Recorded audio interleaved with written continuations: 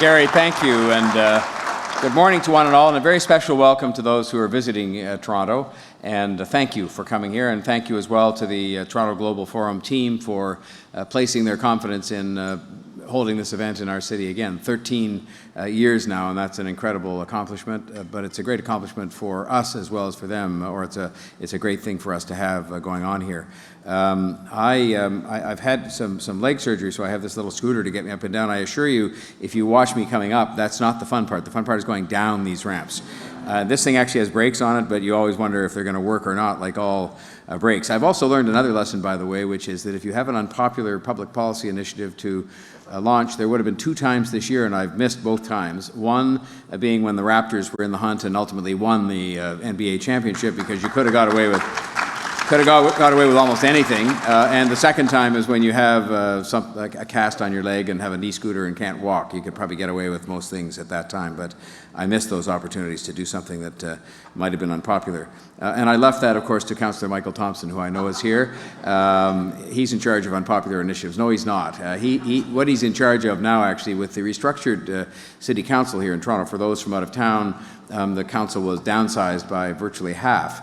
And it just meant that the remaining members of council had to take on significant additional responsibilities. And Michael continues to do a great job on economic development, which he has done faithfully for a number of years, and I think it's contributed to the success we're enjoying today, which I'll make brief reference to.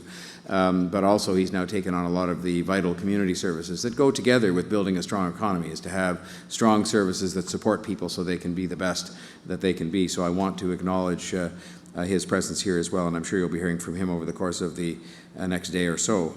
And I just want to say again to Nicholas and to the whole team, thank you for having the Toronto Global Forum here. We look forward to it being here for many years to come. And you know, I think the name of this event kind of sums it all up, and it's really all I want to say today, because I'm really just to bring greetings and to welcome you here. And it I think also identifies very closely with the city's approach to grappling with the challenges of the new economy and trying to prosper from it. If you take Toronto, if you look at the name Toronto Global, and you take Toronto with its advantages, which I view, and this is not an exhaustive list, as being smart people, emerging from an excellent system of public education, a great commitment to inclusion and diversity, and a favored location, both in terms of our own geography in Canada, but also vis-a-vis the United States market. If you take Toronto with those blessings and many more and add the global aspect to it, I think you have at least something that's been fundamental to our ability to take a leadership role in the so-called new economy. Global migration of talent to Toronto has been fundamental to our success. Global investment by global enterprises has been fundamental to our success. Global scale in many areas, not limited to, but including financial services, life sciences, technology. These are things that have contributed to our ability to assume a leadership role in the current scenario. And the Toronto Global Forum is where this all comes together for us in the cause of a stronger, more innovative economy that allows us to sit together here from all parts of the globe and discuss ways in which we can stay ahead of the new economy and benefit from it, as opposed to being victimized by it. And so to have had this for 13 years, I think it's now more important than ever, as is, I believe, the approach that we have as a city. You see people turning themselves towards the inside, and some of the panel was discussing some of that just a couple of moments ago, but you see people turning inwards at precisely the time when I can tell you this city and its government, and I believe its people and its industries, are turning outward and saying, no, our opportunity continues to rest with the best and the brightest who are here and the best and the brightest who are elsewhere, and that we will collaborate together globally to produce the best result for everybody. I am one of those who believes in just about every area of life that a rising tide lifts all boats. And if you believe in that, then you believe that global collaboration, you believe that the global investment, that the global migration of smart people to Toronto and to Canada is going to be beneficial to us, as you believe that global investment by international companies is going to be beneficial to us. And, I'm presented often in different ways with what I consider to be a false choice, which is to say, well, you can either go with supporting, say, a local technology ecosystem, or inviting in global investment in the technology area. And I have absolutely no idea why people would be insistent that it's an either-or choice, because I think it's exactly the opposite. We have taken a wonderful foundation here that is thriving, that is growing, that has produced some incredible international success stories in our technology ecosystem, and have supplemented that with global investment by big companies. In fact, in 1 year, last fall, we had more than $1 billion in 1 month from a number of companies. I have them listed here somewhere. It's Microsoft, Uber, Intel, Pinterest, Instacart, and WeWork all announced new offices and new investments in Toronto in 1 month last year. And I saw this as nothing but good news, not because it was in any way or did represent a threat in any way to our existing ecosystem, but rather that it represented a legitimization of that ecosystem, which really was the foundation that attracted those people here.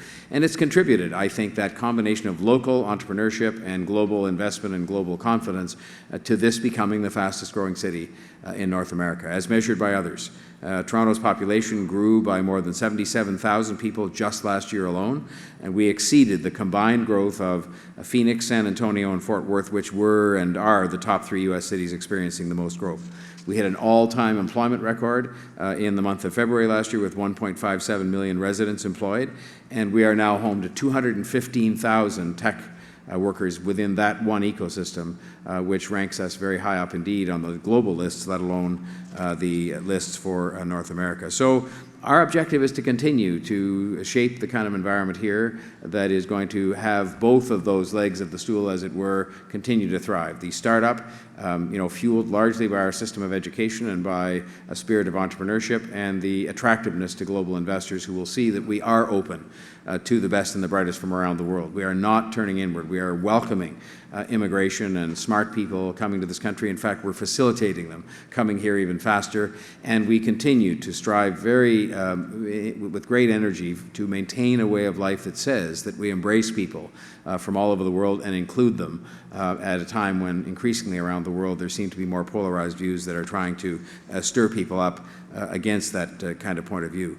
And so, it brings us back to that crucial partnership between Toronto and global, represented by this event. And that is why this event will continue to be important to us, because it gives us all an opportunity in one place at one time for a few days to address together international issues and forge relationships with international partners, which has been fundamental to the success of this city in every respect and will continue to be fundamental to the success of this city going forward.